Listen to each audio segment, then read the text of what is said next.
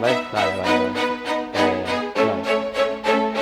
Berriz ere esaten dut, euskara praktikatzeaz eta hobetzeaz aparte, Mintzalaguna euskaraz bizitzera animatzen nauen pertsona da. Mintzalaguna programara apuntatzeko neukan arrazoi bakarra edo, behintzat nagusia, urte amaieran neukan ahozko froga bat gainditzea zen. Egia da, erronka lortu nuela, eta momentu horretan hasi nintzen pentsatzen, horretaz aparte, Mintzalaguna beste zeo zer bazan. Eta Mintzalagunen artean harreman berezia sortzen zela, ezta?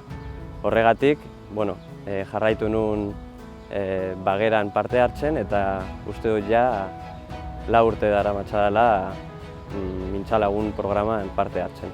Mintza praktika egiteko zu bezalako baten bila gabiltza.